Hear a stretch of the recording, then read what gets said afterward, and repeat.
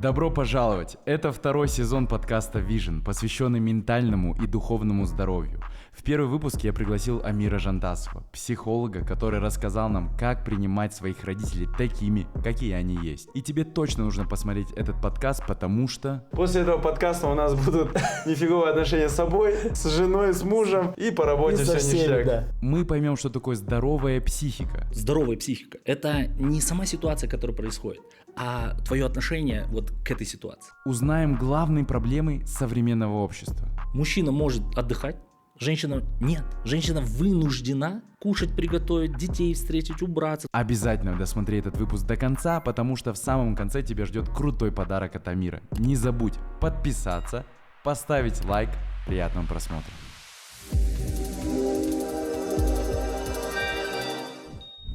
С Богом! Начинается второй сезон подкаста Vision, куда я зову людей, которые делятся своим невероятным видением и улучшают тем самым весь мир вокруг. И второй сезон, знаете, я сам по себе исследователь. Мне очень нравится изучать разные сферы, что-то понимать и тем самым улучшать свою жизнь. И, собственно, я вот сделал подкаст, где я сам получаю информацию и передаю ее вам попунктно, чтобы вы могли это все внедрить в жизнь. Что я хочу сказать?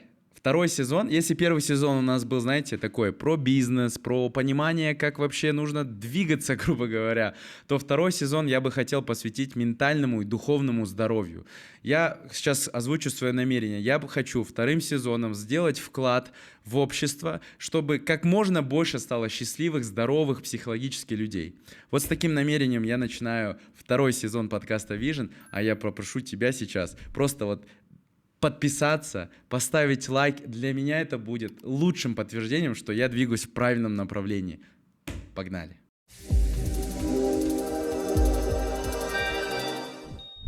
Первым, кого я решил позвать к себе на подкаст, это человек, с кем у меня ассоциируется слово «психолог». Не знаю, как так получилось, но Амир реально просто забрал вот это слово. Типа вот психолог, ты вспоминаешь сразу Амира. Спасибо большое, Роман. Привет всем. Спасибо, что пригласил. Немножко можно регалий, чтобы люди понимали, кто сидит, что. Что? Ну, да. Наверное, психолог, да. Кто-то говорит, что там самый такой яркий, знаменитый. Но в целом, мне кажется, мы очень долго сделали одну простую вещь, чем я вот горжусь. Это вот что родители – это очень важная вещь, и нужно улучшать с ними отношения. Сам, конечно, я женат, у меня 2 детей, 2 сына. У тебя 3. Да. В целом занимаемся вот инфобизнесом и все, что связано с психологией, с мышлением. Сколько уже ты исследуешь вопрос родителей, отношений? Но мы уже здесь, наверное, лет 8. Лет 8, да. Окей. То есть одни из старичков таких. Я вот хочу сам задать свои вопросы, которые меня не то что беспокоят, просто интересно получить на них ответ. Какие гармоничные отношения с родителями? Вот как это вообще? Как правильно? Вот? Или нет правильно? Вот. Да, сразу скажу, что правильно нет. Нету такого понимания вообще в целом, да, потому что психология – это как раз-таки вот про твою конкретную субъективную реальность, как ты видишь этот мир. Ты видишь мир по-своему, я вижу мир по-своему, да, но есть какие-то определенные там искажения, да, то есть в идеале это, конечно же, сепарированный правильный ребенок, это тот человек, который может сам брать ответственность, да, за свою жизнь, при этом он дополучил от родителей там любовь, внимание, заботу, время, силы, какую-то такую поддержку, да, внутреннюю. И он в целом чувствует себя самоценным и в безопасности. То есть это вот идеальная картина, как должно быть. Да, идеальная картина – это когда родители додали ребенку в его маленьком детстве, вот в психологии есть такое, да, по исследованию, до 7 лет, по некоторым исследованиям до 12, но я больше склоняюсь к 7 лет, додали определенные такие качества, где ребенок чувствует себя самоценным. Что такое самоценность? Наверное, одно из самых главных вещей, да, это четкое понимание, что я в этом мире не просто так, я нужен для чего-то. То есть, чтобы меня любили не за что-то, а, например, безусловно. А вот как есть понять, что я не, у меня нету самоценности? Какие признаки у этого есть? Самоценность – это человек, который живет для других. Это человек, который живет из нада. Он не понимает, чего он хочет. Он в целом удобный для всех. У него синдром славного парня. Да, в общем. Вот отсюда вопрос такой. То есть, я буду задавать прямые, колхозные, может быть, тупые вопросы.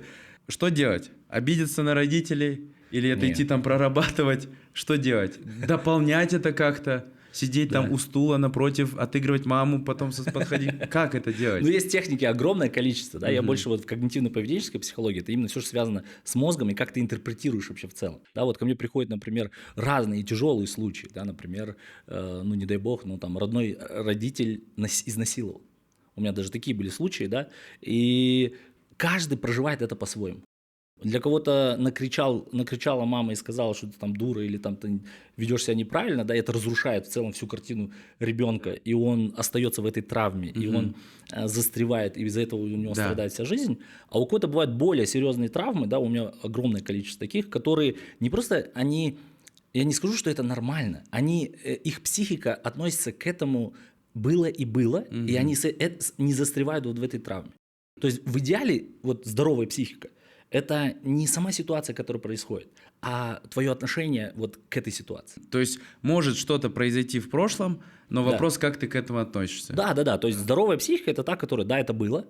Как я с этим могу дальше жить, при этом, чтобы у меня не было каких-то негативных последствий. Окей. А вот смотри, вопрос такой, то есть еще раз возвращаясь к вопросу, как это решить? То есть если я чувствую, что у меня, получается, недоценность, то есть как мне ее компенсировать? Или мне нужно что-то прорабатывать? Куда идти? Как идти? Меня очень часто хейтят везде, что типа вот, что вы там пристали к родителям и так далее, и так далее. Да. Мы ни в коем случае не обвиняем, не виним родителей в своих проблемах, да, вот я наоборот учу людей брать ответственность за свою жизнь на себя.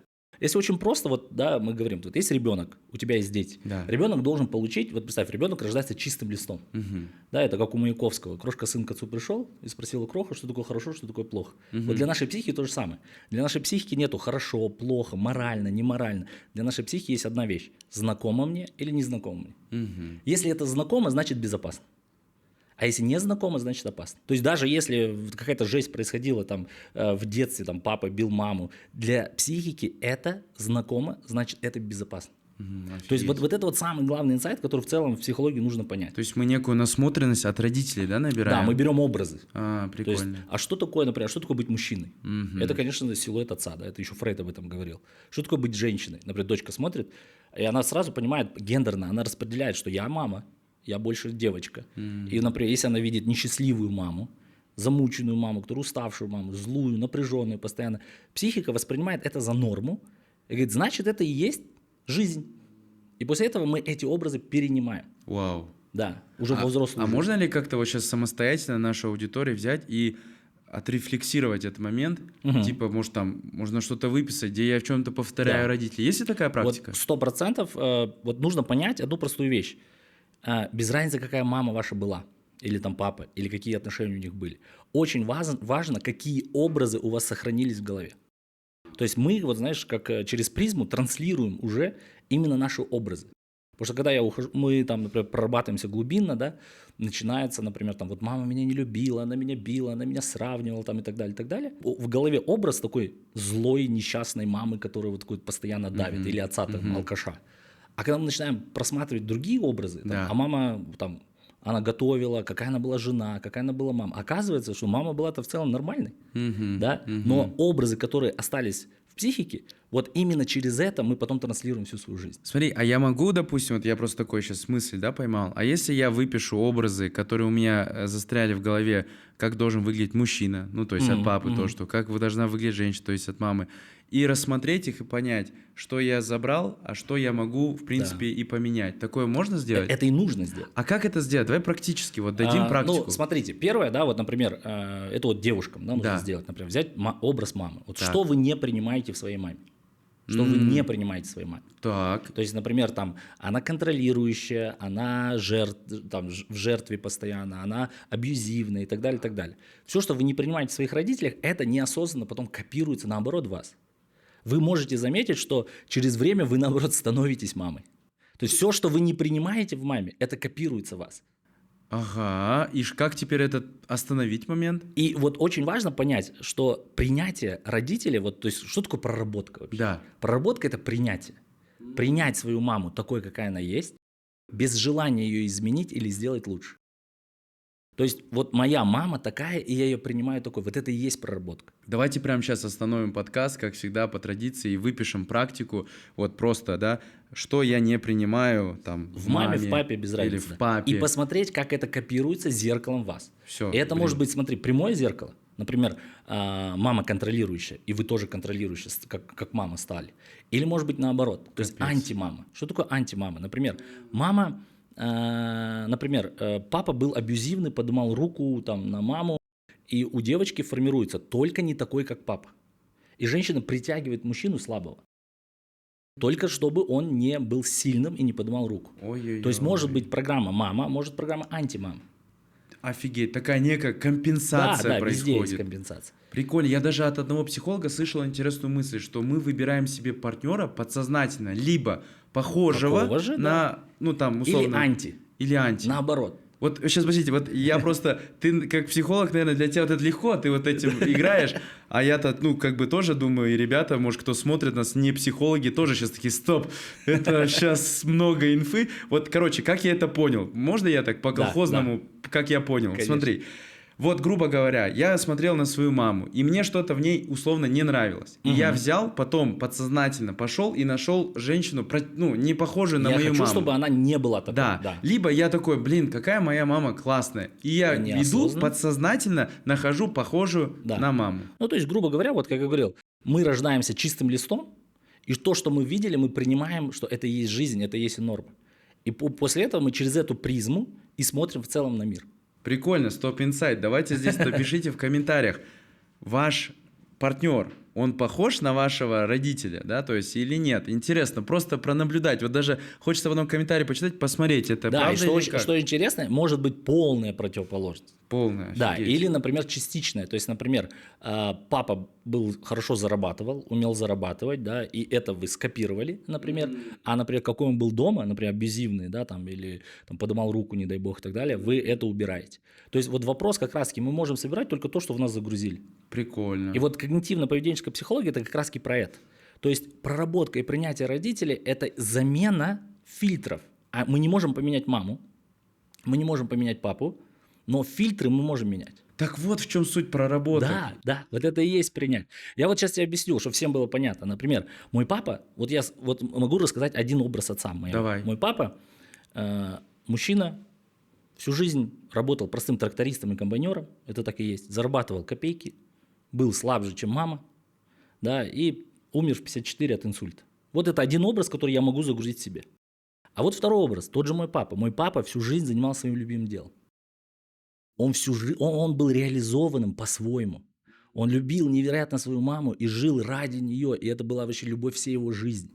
И он делал все ради семьи, ради меня и ради моей мамы. И он для меня пример вообще, как быть мужчиной и как быть отцом. Вот, это Вот как смотри, бы до и после, да, по сути? Да, и я выбираю, на чем мне фокусироваться. То, что он был трактористом и комбайнером, не зарабатывал? Или то, что он был реально крутым мужем, крутым отцом. И он, что самое главное, любил то, чем он занимался. Ну, потому что он родился в 1962 году, а это время целины, тогда трактористы и комбайнеры, это были круто. Это были герои. Прикольно. И вот смотри, один мой образ меня погружает вниз и разрушает. Второй образ мне дает энергию, силу. И я думаю, я получаю вот эту внутреннюю силу отца. Офигеть. И по идее, вот, ну, еще такой у меня сейчас инсайт, да, просто произошел свой личный, да, что мы с детства как бы смотрим же на родителей как на каких-то условно богов, Да, и у нас да. предубеждение, что они идеальны. А потом в какой-то момент со временем ты понимаешь с каждым годом, что, оказывается, они же тоже просто парень, Да. просто когда-то девушка, И они которые живут первый раз повзрослели. свою жизнь. И они тоже Да. как бы не уже по 20-му разу тут находятся, они, ну, типа, тоже, как и ты, тут родился, и все. 100%. Офигеть. И что самое интересное, мы еще накладываем свое видение. Вот я, например, на отца своего наложил свое видение. Типа, пап, почему ты там не зарабатывал, почему ты не реализован был? Потому что ты же в век вот Да, наш живешь, а когда ему тут... не нужны были деньги.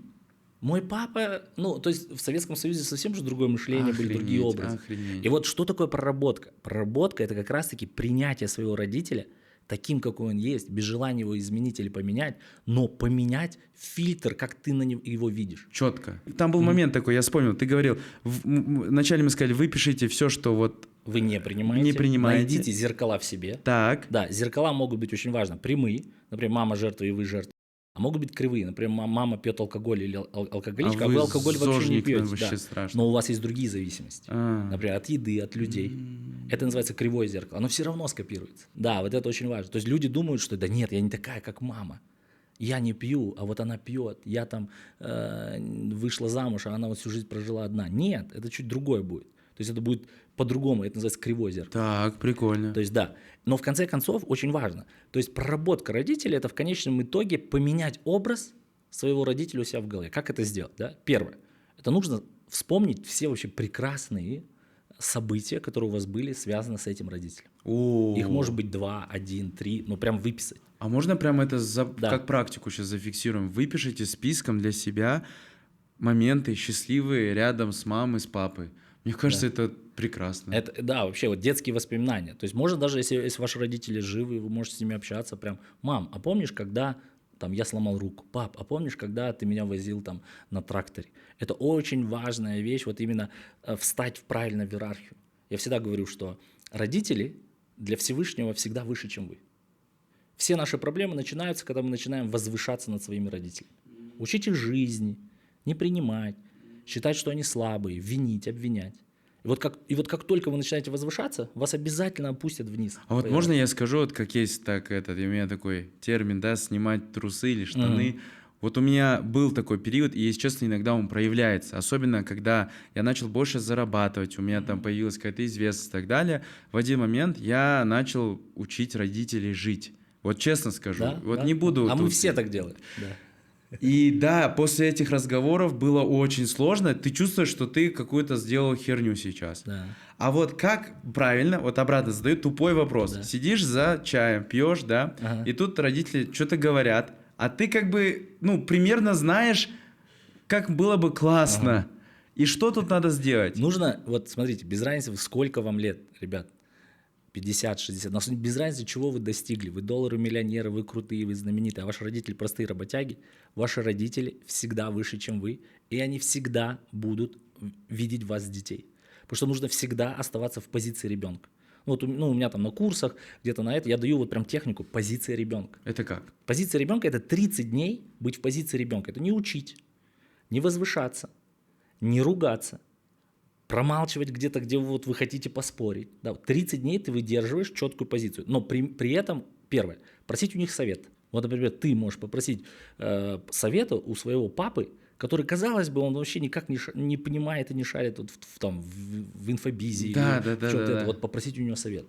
Это вот и есть правильно встать в иерархию. Попросить его благословения. Да, вот, например, у казахов это было издревле, всегда Да. знали, да, что благословение, там, как говорят, там, где есть благословение ваших родителей, Всевышний открывает все двери и облегчает путь. Это 100%. Вот это вот попросить благословения, попросить совета. То есть очень важно, вот я еще раз говорю, техника воспоминаний детства. Прям берете альбом, пап, а помнишь вот как это? Мам, а помнишь, когда вот это? И вот, смотри, конечный результат. Я после 30 дней встаю в правильную позицию. В иерархию, да, вот, и обязательно. моя жизнь, она, возможно, даже в чем-то улучшится. Невозможно, она полностью поменяется, потому что так правильно будет течь энергии. Давайте все запрактикуем эту штуку в течение 30 дней. Попробуем перестроить себя. Я думаю, что у каждого где-то тут есть точка роста, которую Амир сказал. Мне точно стоит посоветоваться. Я для себя сейчас понял. И точно стоит повспоминать моменты совместные. Это прям 100%. Да, потому что как только мы принимаем вот своих родителей большими, как в детстве, у нас появляется внутренняя энергия, у нас есть поддержка, у нас есть четкое понимание, мотивация, что как бы у нас есть кто-то позади нас. Да, то есть, что самое интересное, казахи это знали всегда. У нас всегда был род, у нас всегда были 7 поколений, у нас всегда было А для чего 7 почтение. поколений знать? Ну, это уже родология. Да, это уже чуть-чуть- отдельная история. Это уже чуть отдельная Все, тема. ладно, да, ладно. но- Я просто думал, вдруг сходу, я же все Я тоже вопросы. всё спрашиваю. А как лямбаксов заработать? Ты уже такой, уже наглеешь, все Да, и вот знаешь. здесь очень важно. Вот сейчас такое время пошло, да, что люди подсаживаются на психологов. Мгм. Типа просто ходят к нему ради того, чтобы ходить. Я вот как бы такое течение более современной психологии. Я не фанат долгих терапий по 3, по 10 лет там ходить, копаться в своих обидах, претензиях, вот это все бесконечное. Бить подушки Потому что там. если вы начнете там тянуть, там будет бесконечно. Ага. Да, то есть обиды, претензии. В конечном итоге нужно прийти просто к принятию. Вот, например, я, Арман, тебя принимаю таким, какой ты есть. У тебя есть свои плюсы, у тебя есть свои минусы. И я тебя понимаю, что у тебя есть свое видение этого мира, у тебя есть своя субъективная реальность, свои какие-то фильтры в голове. У меня есть свое. И вот это вот нужно сделать с родителями. Не залазить со своими идеями. Вот папа, надо вот так, мама, ты неправильно живешь. Да. Папа, ты вот это, мама, ты вот это. Папа... Нет. Они могут к вам лезть, потому что они родители, вы нет. Это представь, вот у тебя есть там Алим, да, Тима. Представь, они через 20 лет придут к тебе и говорят: пап, что ты херней занимаешься какой-то? Что-то мне кажется, ты вообще неправильно живешь. Представь. Офигеть. Вот я хотел как раз, кстати, теперь про них и поговорить. Да. Вот смотри, с родителями я понял. Теперь, я сейчас объективно понимаю, что я далеко не лучший родитель. Говорю как есть. Я много работаю. Мы сегодня это проверим, кстати. Да.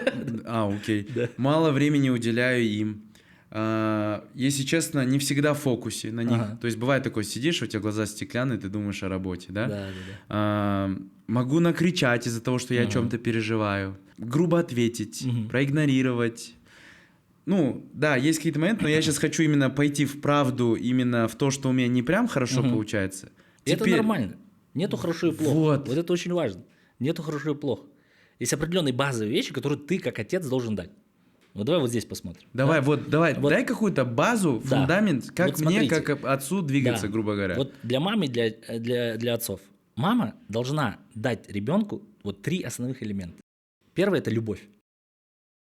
Ребенок должен чувствовать, что его любят просто так, ни за что, просто потому что он есть. Безусловная любовь от мамы. Второе – это забота. О нем заботятся, его предохраняют где-то, его где-то дают, ну, то есть ему очень важна забота. Третье – это время провождения. Вот эти 3 элемента – любовь, заботу и время – ребенок в основном ждет от мамы. Пожалуйста, давай обсудим время. Да. Для меня очень важный сейчас Да. момент. Смотри, не то чтобы я оправдываюсь, но сразу скажу. Время меняется. Я вспоминаю, как мы раньше с родителями время проводили. Не было интернета, не было телефонов. По-любому фактор... Ну, с каждым разом, да, вот если эволюцию просто человечества смотреть, то есть, это, конечно, раньше было Ускоряется легче. всё, да, Все ускоряется. Очень много отвлекающих факторов. Ага. Как в современной реальности. То есть, у меня картинка-то родители... А родители что, у них был телек, вечером они смотрели. А вот, допустим, после обеда до вечера, ну, как бы свободное время. Ну да, я всегда говорю здесь про качественное время. Давай так говорим. Вот. Вот типа сидеть, лучше там 1 день или там несколько часов уделять, ну, там, на 100%, чем делать видимость, да, и в это время сидеть там в телефоне. А вот как современному человеку, у которого есть работа, там, в найме или свой бизнес, не знаю, вот это время выделить? То есть, смотри, лучше час в фокусе или 1 день на выходных полностью на это, но в будние дни ты особо так не общаешься. Вот Ну, как лучше? Здесь нету понятия «лучше». Понял. Здесь очень важно, что дети чувствовали, что папа или мама есть. Внимание Вот как есть. раз-таки, да, еще 2 элемента – это сила. Это Вот от отца? Это уже от отца. Любой ребенок должен чувствовать, что он может справиться со всем, если что, есть Опереться. отец, Да. на которого можно опереться. И вот О. 5-й элемент – это поддержка и защита. Вот это вот твоя задача – это поддержка, защита и сила. Поддержка. То есть это, допустим, там у тебя все получится, давать какие-то Ты сможешь, подтверждения. ты получишься, да. Хорошо. Давать им ошибаться. Если что, я помогу, но ты можешь сам. То есть Так. вот давать вот это вот чувство опоры и поддержки, что есть батя, который может решить, в том числе тем самым, что он уходит из дома и приносит домой там еду, мамонта и так далее, и так далее. Если дети это понимают, то вот это вот как раз-таки чувство безопасности, о котором мы говорили, дает как раз-таки отец. Понял. Мама дает вот это внутреннее состояние, что меня любят, что я самоценен, у меня все хорошо. Вот это вот идеальное, то есть ребенок с высоким эмоциональным интеллектом, еще и со здоровой психикой. То есть я правильно понимаю, что наше потом уже мировосприятие зависит от вот этих вот компонентов, где мама отвечает за внутреннее состояние, Да. а папа отвечает за внешнее За внешнюю состояние. безопасность. Прикольно. Вот, то есть сейчас же очень много вот этих страхи, вот люди боятся делать, боятся рисковать. Да. Это как раз-таки вот был ли отец как опорой? Если ты будешь у своих пацанов как опоры всегда рядом, если что, у тебя получится. Еще раз, Если- сори, поддержка, Поддержка, защита и сила. защита и сила. Окей, а сила как проявляется? в чём? Сила – это что папа у меня самый сильный, он может все, знаешь, типа он победит Бэтмена, вот как раньше в детстве было. То же самое, что папа невероятный авторитет, такой некая стена и скала, что мы можем справиться со всем. То есть если папа приходит, там плачет, жалуется, там кричит, Все, ребенок чувствует, что он в опасности, значит, что-то не По то. сути, логично. Он как бы думает, мое выживание сейчас под Да. опасностью. Если мой папа, тот, который для меня идеал, плачет, он там что-то не понимает, то мне что делать условно? Да, сейчас же пошло вообще время инфантильных мужчин. Мгм. Сейчас вот я говорю, самая большая проблема 21 века Да. это женоподобные мужчины и мужеподобные женщины. Так, вот здесь вот сейчас я чувствую уровень риска от общества вот сейчас так повышается. Да. Резко вот Но, уже на нарезке примерно разлетелся подкаст во всех пабликах, я уже Но вижу. это так и есть. Вот, теперь давай объясни эту Да. мысль, что мы сейчас тут... Сейчас мужики становятся инфантильными, А вот давай, все, да, стоп. не берут ответственность, не обеспечивают семью, да, вот такие базовые потребности, чтобы было издревле, как мужчина добытчик, мужчина вот, охраняет, да, семью, а женщины становятся наоборот мужественны из-за этого. И это, кстати, наша проблема. То есть мы из-за того, что забыли, что такое быть мужиками, женщины сейчас становятся вот мужеподобными. Как Они это уже- проявляется? Они зарабатывают. То есть у меня А зарабатывать что, нельзя? зарабатывать можно. Они зарабатывают настолько, что мужики лежат, ничего не делают, а они я обеспечивают понял, семью, пашут, рискуют, там, убивают мамонт. Да, и вот я всегда говорю, там, я не знаю, типа, в семье должна быть одна пара яиц. И она должна быть у мужика. Да. А сейчас у нас дисбаланс яиц в природе. То есть женщины начинают становиться мужиками, мужики такие, да-да-да, дорогая. Окей. Это огромная проблема. То есть, Да. Роман, Казахстан занимает второе место в мире по разводам. В мире. Из-за Представляешь? чего? Какие причины? Вот как раз первая причина – это родственники. Офигеть. Это когда родители, мама, папа, Третьи другие лица родственники вмешиваются. влезают. Второе место в мире. Но это же ужас. Ты можешь себе представить? Первое – это Мальдивы. Да. На Мальдивах ругаются? На Мальдивах, оказывается, разводится больше. Но А Казахстан... что они-то, почему? Потому что мало места или что там? Я не знаю почему. Ну вот, но в Казахстане, смотри, первое место – это родственники, а второе – это вот как раз-таки то, что меняются роли. То есть сейчас мужчины такие, да, лежат, ничего не делают, инфантилизм развит, а женщины, наоборот, начинают больше двигаться, зарабатывать. Сейчас огромное количество женщин, которые ко мне приходят, говорят, Амир, зачем вообще нужны мужики?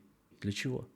Потому что базовые потребности, вот я, чтобы ты понимал, я эту тему очень глубоко изучал, почему у нас так происходит. Вот раньше институт семьи вообще построился из-за мужчин, из-за мужской ревности. То есть раньше, грубо говоря, мы все жили племенами, ты там бегал по всем самкам нашего племени, я тоже по всем самкам нашего племени. И мужчина не понимал вообще, что такое отцовство. То есть если женщина понимала, у нее там живот растет, да, она рожала, она понимала сразу, она мать. Это биологический фактор. А отец, он не понимал, то есть, грубо говоря, занялись там любовью, убежал там мамонта убивать, воевать, через 9 месяцев у тебя ребенок. Ты не мог связать, мужчины не могли связать, как это вообще, что такое быть отцом. То есть отцовства вообще не было, представь. И потом, после того, как появилась мужская ревность, то есть, грубо говоря, мне понравилась там Ира, или Света, или Юля, Айгуль, и я вижу, что ты тоже к ней забегаешь. И я говорю, так, Ира, пошли, пожалуйста, вот в отдельную пещеру. И так появилась ячейка общества, то, что говорят, семья. И вот так появился, типа, институт семьи. И мужчина обещал вот этой женщине, что он возьмет за нее ответственность. И он обещал ей прокормить, защитить, дать образование. То есть раньше отец был источником образования. То есть, грубо говоря, если ты кузнец, то у тебя ребенок кузнец. Да?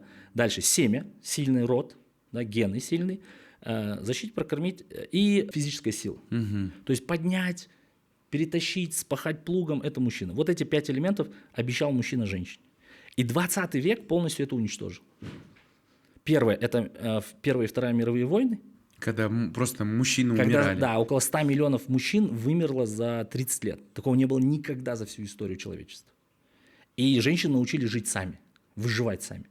А те, которые вернулись, это были или калеки, или побитые, ну там. И что самое важное, дети научились жить без отца. То есть, если раньше отец был авторитет, то сейчас это у нас забрали. То есть, у нас забрали вот прокормить, защитить, да, у нас осталась физическая сила, это промышленная революция. Появились трактора, машины, комбайны, и теперь мужик, вот эта физическая сила не нужна. У нас осталось семя и передача знаний. Компьютерная революция убила знания. Потому что если раньше только отец мог ответить на вопрос, а что за той горой? Да. Почему небо голубое? Да. Сейчас отец – это глупый мужчина, который, ну, ему не задают вопрос. Сейчас Google есть. Я вот Алима к чату GPT отправляю. Вот. Когда он А раньше задает это, вопрос. понимаешь, только Офигеть. отец. Да. И у нас осталось семя. Но и это. Сейчас есть эко, сейчас есть банки сперм, да? То есть по факту мужчины сейчас не нужны. То есть все, что мы обещали женщинам, у нас это потихонечку так получилось, что забрали. И теперь женщины могут сами выживать. И вот это изменение Путаница, парадигм, да, Мгм. что женщины сильнее, чем мужчины становятся. И все, из этого браки рушатся. Офигеть, офигеть. Я вот сразу скажу обратно, так я сегодня буду, правду, очень много говорить, потому что, ну, для меня это дискомфортно, да, но, с другой стороны, я думаю, что этой правдой я, может быть, кого-то тоже открою, да, на такие, ну, типа, осознания. На самом деле, вот мы с Кариной 10 лет вместе, и за это время мы проживали разные периоды. И были периоды, когда несколько раз в жизни, я прям помню, 3 раза вот прям сильно, когда больше ответственности, больше заработка, больше семью тащила она. И это, ну, как бы я говорю, это было. Это этап. да, Это этап. Чувствовал себя отвратительно в эти моменты. Просто не нужно, непонятно. Ты как будто бы, знаешь, вот, я не знаю, ну вот просто не на своем месте. 100%. Вот другими словами я не опишу. И когда происходит наоборот момент, когда ты такой взял ответственность, больше начал зарабатывать, хоп, И снова, да, и вот снова эта энергия, вот это да. состояние. Прикольно, недавно получилось. Я не смог улететь там в путешествие, Ага. а Карина наоборот, у нее получилось там полететь.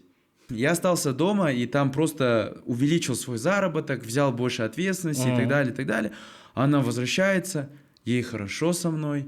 100%. Я вот такой за рулем еду, чувствую себя как на коне. Да. И оказывается, это реально работает. Конечно. То есть вот эта, грубо говоря, женская такая мужская энергия, это реально то, что существует. Просто я чувствую, что сейчас нас за это могут захейтить. Ты же понимаешь, что Я сейчас понимаю, в обществе, но поймите, типа... это, то есть, это даже как бы научно доказано. Мы изучаем и гендерную психологию, она абсолютно разная. То есть абсолютно разная. Мужчина хочет, вот любой, даже самый слабый мужик, хочет быть сильным рядом со своей женщиной.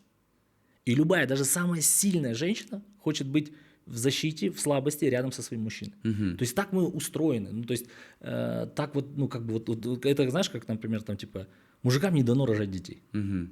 Ну вот ну, это вот так вот биологически, данность так такая, это да, данность, да. да. И вот так вот, то есть лучшие браки – это там, где мужчина берет ответственность, там, где он полностью покрывает все расходы.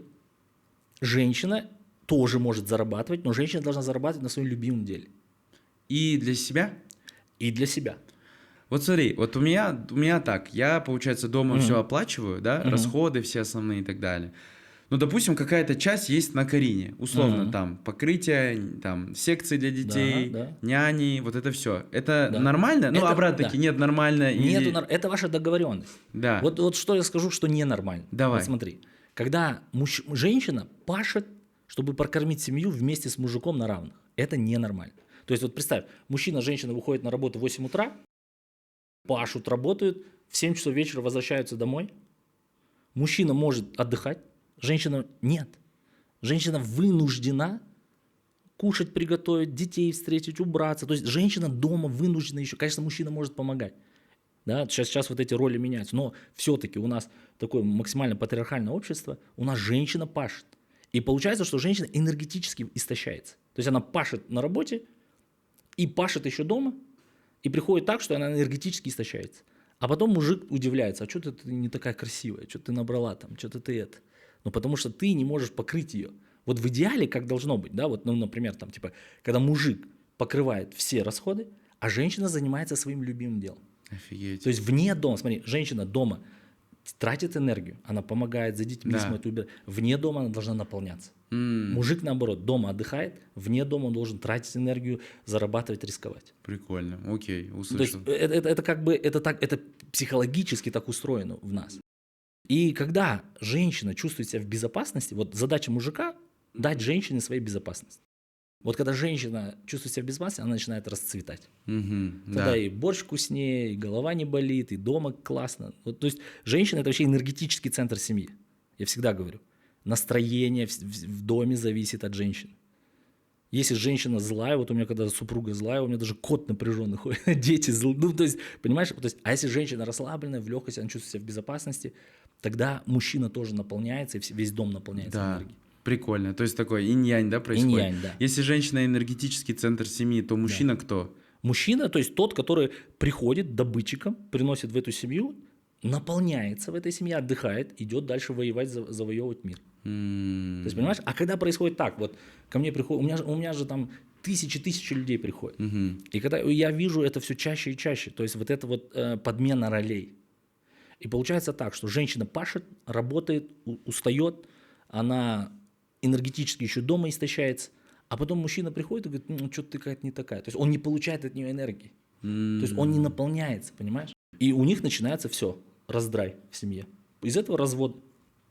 Ну, то есть одна из самых главных причин этих разводов. Знаешь, я вот сейчас прям такое, прям уже понимание какое-то происходит. Вот давай теперь вернемся. Я еще добавлю, Арман. Да, и да, это да. нормально, когда иногда женщина берет бразды в свои руки на время. Такое бывает. У меня супруга тоже когда зарабатывала больше, чем я. Это нормально, иногда, да. Но когда мужчина все равно понимает свою роль, и он как бы пашет и идет. И то есть женщина может помогать мужчине, это тоже нормально, вообще без проблем. Ну, наверное, тоже, да, это такое. Для этого и семья и есть, наверное, Да, чтобы конечно, друг другу конечно, чтобы решать содействовать. проблемы. Бывают же Супер. разные. Да. Вот у меня вот последний раз был такой кризис 9 месяцев, и вот как раз Карина так совпало, что в этот момент она больше как бы тащила, и я это понимал, что это не ок, да, конечно, хотелось, но у меня там внутренние были свои Да. там заплеты, Ну, которые... потому что у тебя есть вот эта внутренняя Да. энергия мужская. Да, А у многих же ее нету изначально, то есть они как бы привыкают. Ко мне приходит огромное количество, вот недавно женщина приходила и говорит, ну вот, Амир, я зарабатываю, а у нее там заводы, пароходы. Ну, он такой, у нее заводы свои. Он говорит, зачем мне мужик? Вот один был такой, вот этот такой, вот этот сякой, все слабые. И когда мы начинаем там с ней погружаться уже в терапию, общаться там и так далее, и она вот начинает плакать и говорит, да, я устала. Ну, то есть она даже сама себе не может это признать, но вот так она привыкла жить, и все. То есть вот эти вот этапы у каждого в конечном итоге, еще раз говорю, любая самая сильная женщина хочет иногда быть слабой, потому что есть еще больше сильнее мужчина, рядом с которым она может чувствовать себя как бы вот именно феминной. Да. Но что очень важно, Юнг, да, вот Карл Юнг, это я как бы его фанат еще в целом, вот он говорит, что в любом человеке, вот даже в мужчине есть женская энергия, есть мужская энергия. Анима, анимус. И это нормально. То есть и в женщине должна быть мужская энергия и женская энергия. Другое дело, в каких пропорциях. так, вот тут стоп. Как это? И... Ну, то есть, например, энергия анима, да, это такая вот мужская энергия. То есть это когда я хочу там завоевать, добиться, конкуренция, выдерживать борьбу и так далее, и так далее. Она должна быть и у девушки, и у мужчины. Это нормально. Энергия анимус – это такая более фемининная, расслабленная, да, что такое. Она должна быть тоже у каждого. Потому что есть же огромное, ну, я думаю, что ты видел мужчин, которые всегда вот такие вот напряженные, они не могут расслабиться. Это тоже плохо. Такие мужицкие мужики. Да, мужицкие мужики, да. А есть женщины, которые видел таких, дышат маткой. Там. Да. Вот эти вот. Это тоже плохо. Прикольно. Это тоже плохо. Там открученные на максимум, да, вот эти у них эти штуки, включатели. Прикольно. Окей. Теперь понятно. Баланс такой. Да, в идеале. баланс. Вот давай теперь вернемся, знаешь, к некой такой вот твоей методике, вот просто посоветуй, что мне нужно сделать, чтобы вот, давай начнем вот как раз вот с детей, то есть я понял, что нужно дать безопасность, да, такую опору, Да, что еще нужно сделать, чтобы наши отношения с детьми, они, ну, грубо говоря, не так много времени меня прорабатывали, то есть они, наверное, и будут прорабатывать, скорее всего, но чтобы они не так много на это время тратили. Лучшее, что ты можешь сделать, это сам быть счастливым максимально. И иметь прекрасные, шикарные отношения с их мамой. Да, я всегда говорю, психически здоровые дети с эмоциональным высоким интеллектом вырастают только в тех семьях, где они видят, как мама с папой любят себя и любят друг друга. Нифига! Да. То есть то, что ты... Все. Вот, то есть я же вас знаю, как бы я же вижу, вот если они видят в тебе человека, который занимается своим любимым делом, который сам любит себя, который любит свою партнершу и показывает им пример счастливого человека с любимым человеком, для них это лучшее воспитание, которое может быть. Окей. А вот что по времяпровождению с детьми, чтобы они как бы вот у них оставались вот эти яркие моменты? То есть нужно создавать яркие воспоминания или... Да, яркие эмоции. Но при этом я не... Ну, это опять же мое личное мнение, я не фанат жить ради детей, для детей, вокруг детей. Это вообще, ну, как бы вот, я знаю вот эти вот, я же матери, Да, есть вот эти вот, да. которые я вот жизнь Которые положу, all-in поставили, да, на которые детей, реализовываются да. через вот детей. Это ужасно. Это вот тоже самые травмированные дети, которые приходят уже ко мне, ну уже взрослые, да, это тоже. Вот я говорю, идеал это, да, там, ты уделяешь время, ты раз в день, раз в неделю, 2 раза в неделю, но при этом ты сам пример для них, что такое счастливый человек. Вот это самый лучший пример.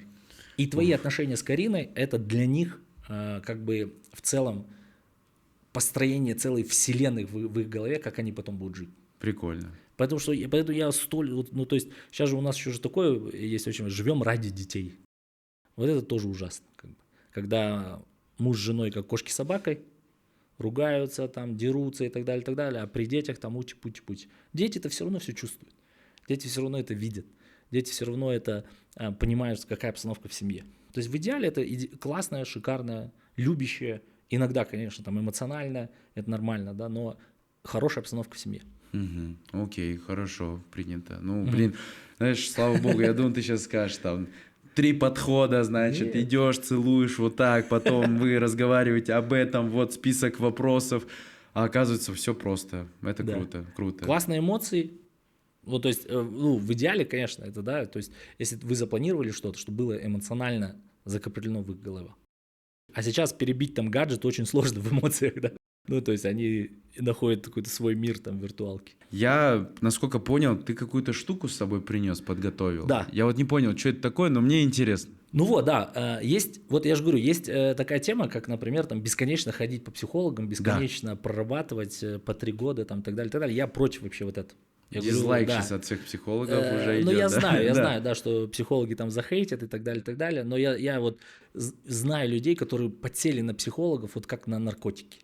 Они уже как бы, То знаешь... есть для кого-то это бизнес уже. Да, чтобы принять там какое-то решение, они такие, я сейчас к психологу позвоню или схожу, да, а психологи, ну как бы, давай, конечно, это тоже бизнес, да.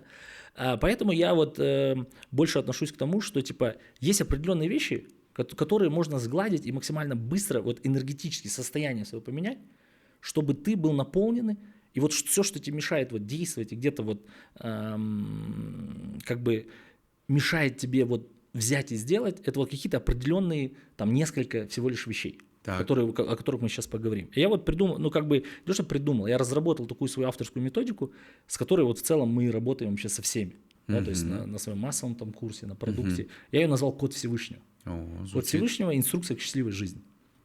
То есть это определенные сферы твоей жизни, они есть у всех, и в каком приоритете ты их расставляешь у себя в жизни, не то, как ты хочешь, а как у тебя по факту есть сейчас, да.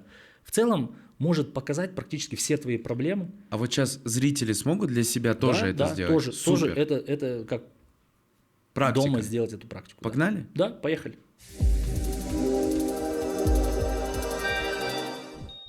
В завершении 1 сезона я делал видео, где, как всегда, у нас по традиции, дарил вам за ваши инсайты в комментариях подарки. И в этот раз я сделал подарок в виде 3 доступов на наше обучение репост для тех, кому нужно раскачивать свой личный блог. И, собственно, вот 3 победителя, которые уже все обучаются успешно. Так что участвуйте в наших интерактивах, они всегда прекрасны и очень полезны. Смотрим, продолжаем выпуск.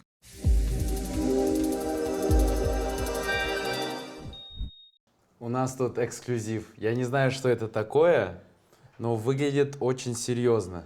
Да, Роман, я решил сразу, чтобы, да, и зрителям было полезно, и тебе было полезно, потому что, я думаю, многим интересно посмотреть, что у тебя в жизни происходит. Окей. То есть это моя авторская методика, называется «Код Всевышнего». Я ее назвал «Инструкция к счастливой жизни». То есть люди меня ассоциируют в основном с родителями, что вот Амир — это родители, но мы говорим про все сферы, и вот как раз-таки как стать счастливым во всех сферах. И вот смотри, есть 7 различных сфер твоей жизни. Сейчас это будет применимо для людей? Для любого человека. Всё. Да, вот каждый человек может сейчас это проделать. Давай. И понять, какие искажения есть именно из понимания энергии, из понимания вот именно психологии. Все, да? давай. Вот есть 7 сфер. Да. Смотри, если я дело, это ты и твое дело. Твоя деятельность, твой бизнес, или Да. кто в найме работает, это как ты Да, деньги зарабатываешь. да. Мое окружение, это друзья, знакомые, коллеги, вот Да. все там сотрудники твои. Окей. Я как личность, это ты и как ты. То есть твое отношение с самим собой. Да. Родители, понятно, твои отношения с родителями. Дети, понятно, твои отношения с детьми. Муж, жена, это ваши отношения с вашей второй половинкой, да? И Всевышний, это отношения с чем-то большим. То есть это может быть кто во что верит. Вселенная, да. Бог, Аллах, кто-то еще во что-то Окей, верит, да? окей. Что-то больше. И то, как человек расставляет это в каком приоритете в своей жизни, вот в моменте, в целом и показывает, какие у него есть искажения. И вот, например, я провожу и тренинги, и как раз вот про это. То есть мы сразу находим, где есть искажения, и как их правильно выровнять. Вот давай тебе сейчас такое маленькое задание, вот расставь их от первого к последнему. Очень важно, не то, как ты хочешь или как ты желаешь, а то, как есть на самом деле. Куда ты тратишь больше всего времени, энергии, ресурсов, фокуса, внимания, на какую сферу. Офигеть. Вот первое, где у тебя больше всего фокуса, Так, внимания, энергии, сил? Я прям почувствовал, аж у меня пот такой пошел. Я думаю, я сейчас иду Давай, я буду вправду, менять, ты так говори, да. сказать. Поэтому вы тоже сейчас для себя вот эти сферы начните Да, выписывать, не как вы, есть. не как вы хотите. То есть там, вы-то желаете, сами да. для себя, а я чуть-чуть публично буду делать, как и все по жизни. Но ладно, в этом есть благо, 100%. Так, ну как есть, если говорить. Я думаю, что, наверное, дело сейчас у меня прям Дело очень у тебя на много первом месте, да. забирает, да. Сейчас меня там в комментариях осудят, там, надо, чтобы был Всевышний. Я понимаю, но я и говорю как есть. Так, второе. Куда ты тратишь больше всего энергии, времени, фокуса? Потом я думаю, я личность. Мгм. Вот мне как Да, вот так так, ставить? чуть-чуть пониже может, да. Окей. Ага. Ну, потому что я много думаю, как мне надо, как мне не надо, какой я. Это именно ты себя, да? Да, Ага. я то есть много думаю об этом. По-любому в этот момент я все равно думаю, а зачем я тут, что мне Для делать, чего я? как, Мгм. дай мне то, помоги мне в этом, как мне тут быть, это такой диалог. Потом я думаю, это я муж, Мгм. потому что, ну, для меня кария это большая часть моей жизни, ну вот именно с кем я взаимодействую с людей. Мгм. Потом, наверное, да, вот, окружение. Окружение. То есть это на самом деле больше даже не то, что друзья, а больше коллеги, Мгм. люди, кто рядом вокруг меня. И иногда друзья, но в основном коллеги. Мгм. Потом идут дети Мгм. и родители. Да. Сразу извиняюсь, да? Да. Ну, я правдиво Как есть, сделал. да? Как есть, Да, как да, есть. да. В целом, достаточно хороший твой код Всевышнего, да, но и здесь есть как и хорошие вещи, Да. так и плохие сразу Да, же, да? да. То есть дело на первом месте, это нормально иногда, когда мужчины ставят на первое место, Да. да, когда им нужно вот быть опорой и силой. И поэтому, ну, как бы все и видят, что здесь ты максимально проявленный, ты максимально интересный, ну, все знают тебя и так далее, и так далее. Ну, и с деньгами как бы тоже более-менее нормально. Но когда ставится дело на первое место, есть тоже искажение. Да? Это вот перекосы в другую сторону, это очень важно, это энергетические выгорания. То есть бесконечное какое-то, то есть вот ты вот ушел в одно время наработал, а потом резкое выгорание. Да. То есть я не знаю, бывает у тебя такое или нет, но когда вот в один момент ты просто хочешь все перезапустить, от всего отказаться, все по-новому сделать или что-то там поменять Да, в своей да, жизни. да, То есть да. полное выгорание. Да. Отсюда вот как раз здесь вот очень важно люди, которые как раз таки в детстве очень часто не были вот в той самой безопасности или не чувствовали, то есть супер тревожность была, если они всегда хотят чего-то достичь вот большого, невероятного, у них дело на первом месте. Прикольно. Круто, что у тебя личность на втором месте. Подожди, давай сейчас тут Да. зафиксируем. Параллельно, я просто держу ли. Мне очень Да. интересно, я такой, но зритель же еще есть. Пропишите для себя обязательно. Вот прям не надо смотреть только у меня. О, прикольно. А вот просто для себя Да. запишите. Это практика очень крутая. Да, где есть искажение. Мы потом поговорим, как правильно, да, вообще Да, его выстроить, да, чтобы окей. у тебя энергия была правильной. Так. У тебя еще спасает, скорее всего, то, что у тебя личность достаточно высокая. То есть ты в целом строишь жизнь вокруг себя, Да. ради себя, для себя. И это в целом тебя, твоя проявленность в твоей же собственной жизни показывает проявленности в мире. Тем более у тебя Всевышний достаточно высоко, да, что у тебя есть как будто какая-то миссия, понятно. Да? То есть вот эти три вещи с верой, доверием, мы сейчас вот как раз будем раскрывать еще более детально каждую из сфер, здесь показывает у тебя такой человек, который служит. Вот ты человек служения, скорее всего. Но из-за этого, из-за того, что ты человек служения какой-то большой миссии в твоей голове, то есть вот, и вот посмотрев на твой код Всевышнего, я сразу понимаю, что это человек, который готов собой жертвовать ради чего-то большого. Да. Страдает Да. вот эти сферы. Да? Супруга Карина еще здесь, хорошо, классно, Рядом, да. возможно, да, она тебя поддерживает. Ща, решу. Да. Но вот это у тебя хавает очень много энергии в твоей голове. Оно постоянно будет тебя тянуть. И что очень важно, когда ты здесь, ты иногда будешь здесь, а когда ты здесь, ты будешь иногда здесь. Понятно, непонятно? Нет, непонятно. То есть будут перекосы. То есть когда ты в деле, ты будешь иногда чувствовать себя виноватым, Да. почему ты сейчас, например, Да. не на кружке или Да. там не на выпускном своего сына. А когда на кружке... А когда на кружке, ты будешь Да, выпадать да, вот сюда. Да, И это будет очень сильно тянуть с тебя постоянно энергию. да. Есть Родители такое. на последнем месте, здесь два варианта Да. обычно у людей. Да, вот сейчас есть твой вариант, мы его более-менее знаем, есть вариант как бы у многих людей. Очень часто родители ставят сюда, когда вот есть обиды, какое-то непринятие, какое-то вот, ну, то есть не общаются уже, или родители умерли и как бы их как бы нет, да, вот сюда ставят. В твоем случае, скорее всего, это просто вот как бы график не хватает, Да. что типа, но это тоже показывает. Не, у меня вот, слава богу, с родителями гармоничные Да, отношения. Я да. как есть говорю. То есть, но я думаю, что действительно я просто мало времени уделяю. Да, но вот здесь вот как раз-таки очень важно здесь, то есть родители это вообще фундамент. Вот я всегда Да говорю. тут все важно, Да, вот да, это и проблема жизни, Но- ты такой все время вот так одну сферу поднял, она упала, вторая, ты такой, давай. Вот почему мы как раз-таки начинаем с родителей. Вот и как бы я позиционируюсь, да, про родителей, потому что родители это фундамент. Если у вас проблемы с родителями, то у вас все остальные сферы тоже будут страдать. Окей. У тебя они в прямом смысле как фундамент сейчас пока, но здесь тоже есть какие-то искажения, где у тебя будет тоже сливаться постоянная энергия. Но в целом, еще раз говорю, очень даже высокий такой, вот ты сейчас увидишь, как правильно, Давай. и мы попытаемся как раз-таки быть более полезным людям, Да. как это перенести. То есть вообще в идеале то, что вот мы транслируем, позиционируем, то есть вы должны быть у себя на первом месте. То есть вот иерархия, вот встаньте, главное встать на свое место. То есть ты сейчас, подожди, будешь давать как правильно даже, Да, да? да. А вот смотри, а вот сейчас как люди, вот у них что-то выстроилось, Да. вот ты мне прикольно расшифровал, а как вот сейчас люди могут для себя Да, расшифровать? ну вот, например, есть огромное количество, я уверен, что людей, которые ставят, например, детей на первое место. Да. Да, это такие вот, о которых мы говорили, я же матери, да, или там мужа ставят высоко, и себя где-то вот в конце. Да. Огромное, 80% людей себя ставят где-то в задней части. Так. То есть такие люди, они живут для других людей. Ну да. То есть из надо.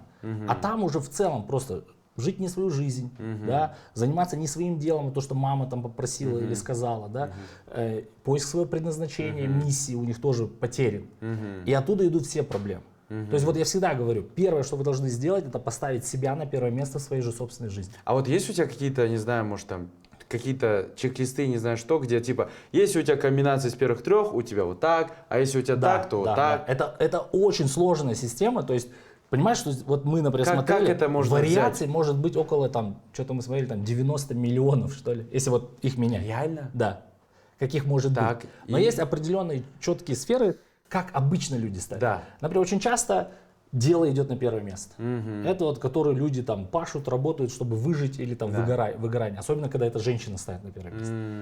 Когда женщина, например, ставит дело на первое место, я понимаю, что у нее вот эта сфера, она неосознанно или осознанно уже страдает. А где я могу, ну вот ребята смогут посмотреть именно, чтобы как это все вот правильно, как у меня, Да. где можно понять, вот ты меня разбираешь, мне повезло, да. а вот как можно Ну, разобрать у нас ребят? есть прям определенные как бы курсы, которые мы делаем, там бесплатные уроки, которые мы выдаем. Если кому-то интересно, да, мы можем показать прям, как это правильно выстраивать, что делать. Там, то есть, намного глубиннее, что сделать. Мы сегодня максимум можем показать там 3% Окей, от всего. хорошо, ну окей. Да. Мы снизу ссылки оставим, чтобы вы могли там пройти, посмотреть Да, все. мы снимем какой-то урок специально для вас. Окей. Так вот, первое, что я всегда говорю, это как человек может поставить себя на первое место.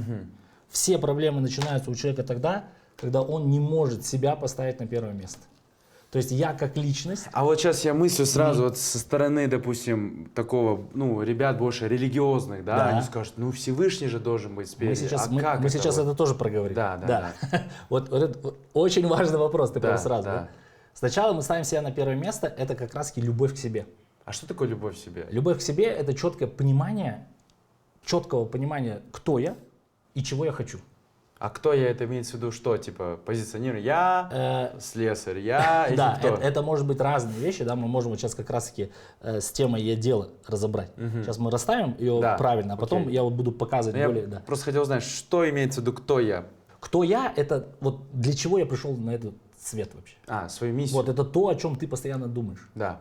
То, почему, ну я же тебя знаю, в целом, Да. ты всегда в своей голове в миссии, для чего. То есть вот люди бесконечно ищут свое предназначение или миссию, а я в целом всегда говорю, предназначение у всех одно. Ваша душа должна быть вкладом в другие души людей. Вы должны нести пользу максимальному Да. количеству людей. Как вы это делаете? Или ты как через маркетинг, через свои подкасты и так Да. далее? Или я как через психологию, или там мастер, Прикольно, да. который стрижет через Прикольно, стрижку. То есть прикольно. миссия у Согласен, всех одна. Да. Согласен. На втором месте вот задача как раз-таки ставить свою вторую половинку. Ни детей, ни там кого-то еще. Вот есть исследование такое, самое длинное исследование счастья. Может быть, ты слышал, в Гарварде? В Гарварде, проводили, да. 70 лет проводили. Да. И там взяли определенное количество мальчиков, там, если не знаю, 150, скажи, 400 их было. И они каждые 5-7 лет проводили с ними интервью на протяжении всей жизни. Чтобы найти, а что вот как раз приведет к счастью. И оказалось, что там кто-то из них стал долларомиллионером, кто-то стал даже президентом, кто-то там бомжами и так далее, и так далее. Номер один счастья — это вот как раз вот это. Отношения в семье Офигеть. со второй половинкой. Офигеть. Это номер один, представь, что делает человека счастливым. И это не просто какое-то, это эмпирическими данными было как бы доказано на протяжении 70 лет. То есть отношения в Всё. семье — это вообще главный, вот если у вас хорошо с вашей второй половинкой, это вот главный источник счастья. Круто. Да. На третьем месте как раз-таки наша задача поставить своих детей. Вот здесь я как раз-таки говорю. Психологически здоровые дети вырастают только в тех семьях, да, где они видят, как мама с папой любят себя и любят друг друга. Не жить вокруг детей, ради Да, детей, да, да. для детей, как вот многие мамочки сейчас ставят, Да. да, детей на первое место, Да. из этого все рушится. Окей. И красота, и здоровье, и отношения, и дело, и так далее, и так далее. Так. Далее идут родители. Но родители — это фундамент.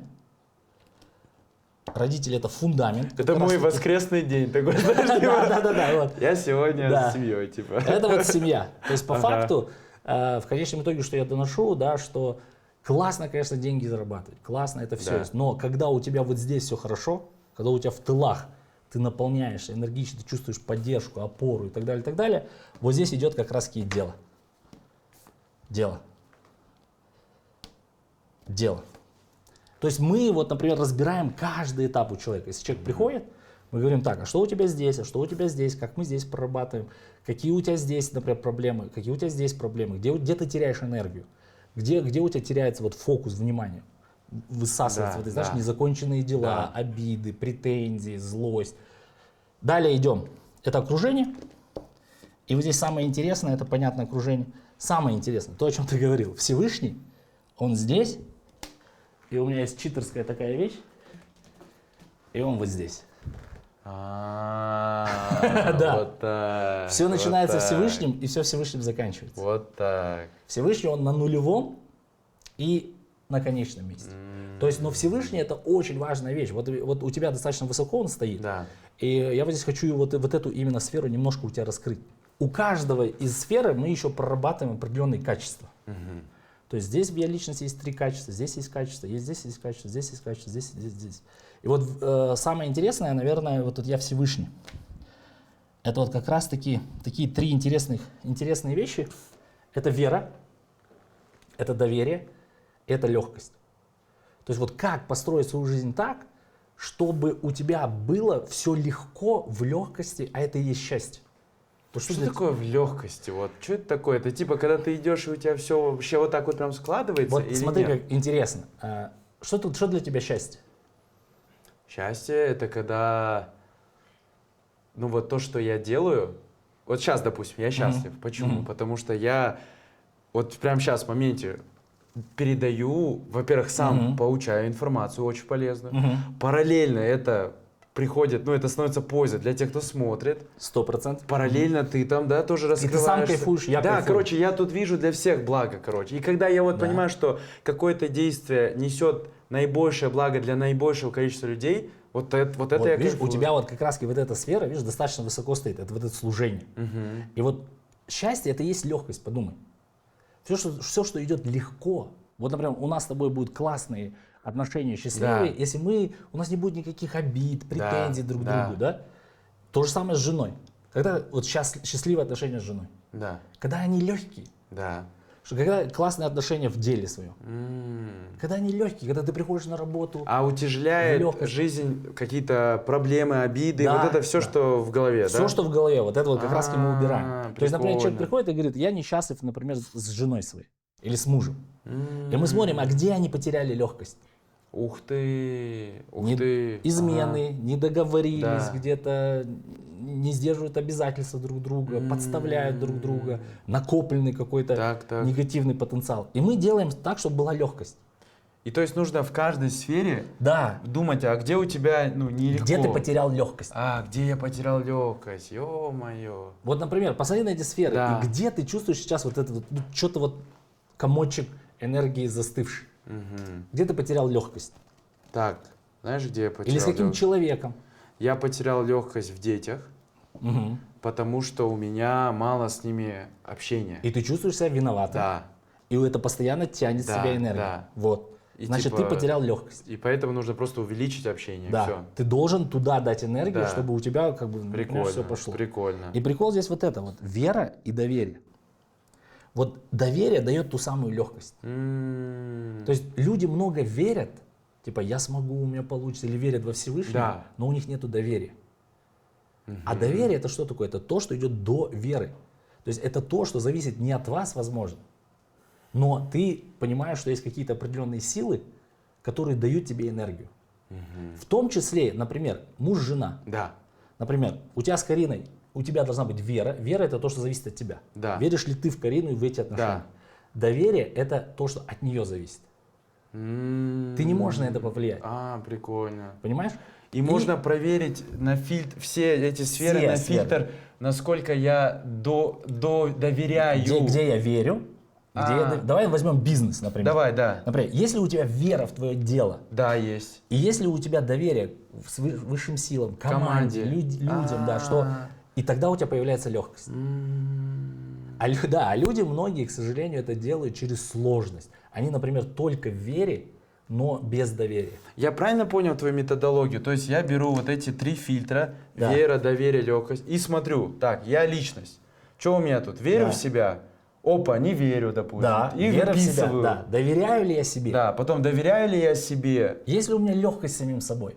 Доверяю ли я себе, это как понять? То есть вот верить в себя и доверять себе. Ну, это как? например, такие вещи, как интуиция, такие вещи, как А. я сделаю и я доверюсь там к большему, ну так у меня получится. Ага. Или я всё- А верить в себя, это как типа? А вера это больше действие.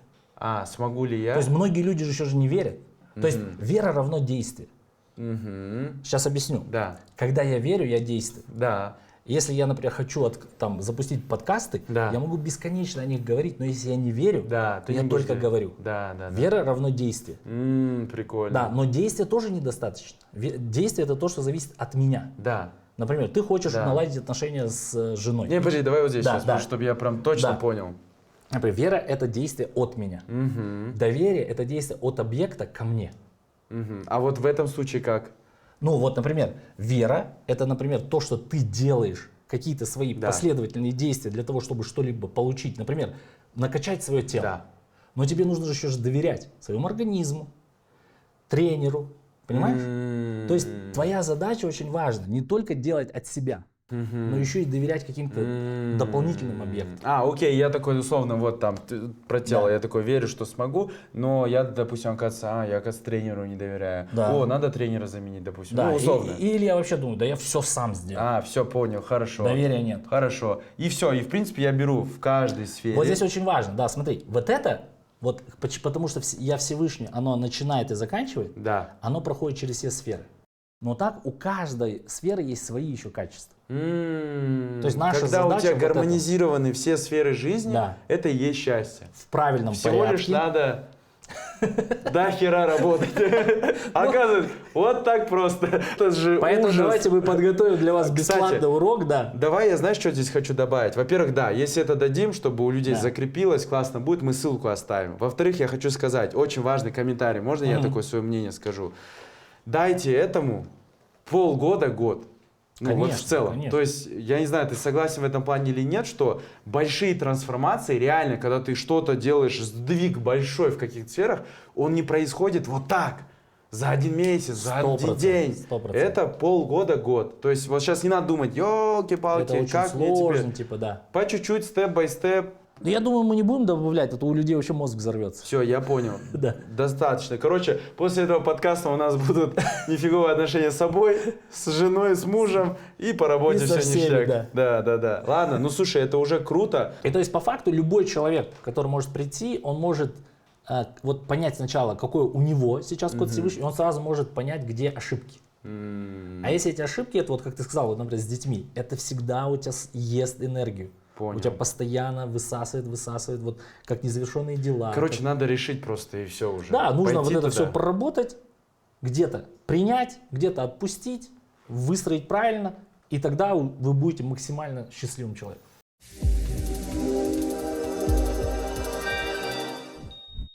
Крутая идея. Короче, берите этот подкаст, нарезайте его на отрывки и выкладывайте во все соцсети. Мини-лайфхак в ТикТоке набирает больше всего просмотров. У нас вот такие вот конкурсы мы уже проводили. Люди залетают с нашими нарезками в рекомендации. И мы за это хотим вас поощрять деньгами, естественно. Кто наберет больше 100 тысяч просмотров, мы выберем 3 победителей и за это подарим гулять так гулять по 100 тысяч каждому.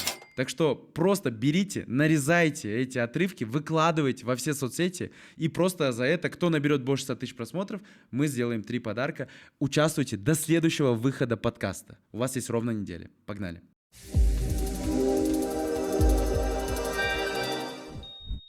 Слушай, ну я не знаю, как для зрителей, для меня просто вот... Ты так очень, знаешь, вот видно человек, кто занимается образованием, просто так, тык-тык-тык-тык, все, вот без комментариев лишних.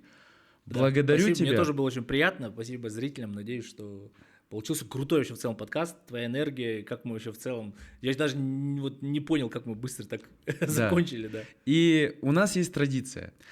Зрители, как всегда, мы же это всегда делаем, пишут инсайт, и как они это будут применять в жизнь. То есть у меня-то намерение, что после подкаста реально какие-то сдвиги в жизни произошли, поэтому напишите о них. И за вот такие осознанные сообщения мы поощряем от гостей какими-то подарками. Что ты можешь подарить для зрителей, которые напишут такие вот инсайты? Ну, у меня есть только один курс, да, который стоит достаточно нормально, $1000. Я думаю, что это хороший подарок такой. Этому курсу уже 4 года, и мы, наверное, более 10 тысяч человек уже его прошли, и я прям им горжусь. Потому Супер. что 4 года держать репутацию на одном курсе, и при этом там никакого хейта нет. И поэтому, ребят, вот если вы хотите наладить все сферы своей жизни, именно вот чтобы в вашей жизни вот было счастье как раз-таки, это вот Супер. подарю. 1, 2, 3, сколько нужно? Ну, я думаю, 3 будет 3, больше да. мотивации. 3 таких курса, да, которые Всё. напишут. Выберем субъективно, будет выбирать моя команда. Мы обычно смотрим на вот такие, знаете, осознанные сообщения. Не просто типа «круто», лайк, а вот типа инсайт такой, буду применять вот так, потому что мы этим самым поощряем вас, чтобы вы реально после моих подкастов что-то в жизни меняли, улучшались, потому что я дико кайфую, когда вы мне пишете, звоните, типа, ну не звоните, что я говорю, звоните, пишите, да, что типа, блин, в моей жизни что-то произошло, благодарю и так далее. Для меня это лучший комплимент. Спасибо большое. Спасибо тебе. От Да. души. Все, увидимся в следующем выпуске.